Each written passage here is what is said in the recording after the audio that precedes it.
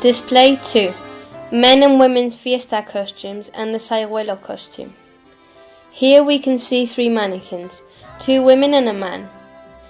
The very sober looking costume on the left is the SAIGÜELO costume, which women wore to church on fiesta days.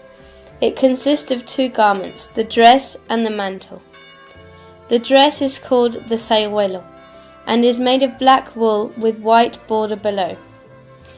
We would say the mannequin is wearing the black SAIGÜELO. You will see the SAIGÜELO again in display 5, the bride's church costume. It's also in display 6, showing the cofradía costumes. There, as it is easier to see completely, we will point out the differences between the SAIGÜELO and the basquiña. The SAIGÜELO is mostly hidden by a distinctive white mantle called la mantilla de tufa. The silk tassel hanging on the forehead is also called tufa. The women held onto the mantle with their hands from the inside and only their faces were visible. Below the mantle, the women's hair was arranged in the peinado de churros style.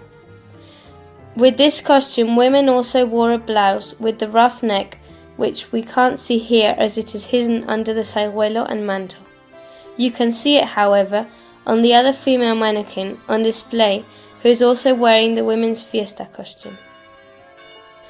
There are garments we have already seen, such as the black and green basquiña dress. The women's hair is arranged in the peinado de churros style and is covered by a net and headscarf.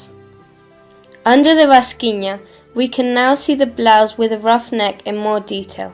We've already seen the puffed shoulders, and now we can see the blouse's most emblematic element, the ruff, gorguera. The blouse neck is starched and ironed in a fan shape and is finished with a fine lace which we can see little of. It's called la randa. The sleeves are covered with higher oversleeves than those used to protect the blouse from dirt in work costumes we saw previously. We will also see oversleeves in the SAIGÜELO in display 5. The fiesta, cofradía and wedding costumes all use these sleeves, which are very decorative. They are decorated with black trim and are tied with a tape called la cuerda.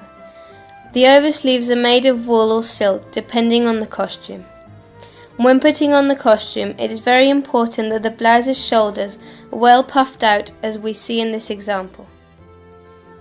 There is a scapula resting on the mannequin's right shoulder, and around her neck we can see the sofocante pendant, which we'll hear more about at display 3. You can also see her earrings, which were always larger than ornate. We round off this stop with the men's fiesta costume. Men didn't use decoration as the women did, and the differences between this fiesta costume and the men's work clothes are subtler and harder to see at first sight. Men used older clothes for working and kept their best clothes for high days and holidays. Men wore the same garments as the previous display, calzón or balons, short black felt over trousers, a shirt, a waistcoat and purple sash.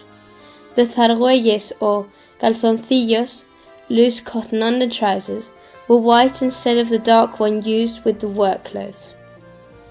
They wore white long socks called medias de peladilla.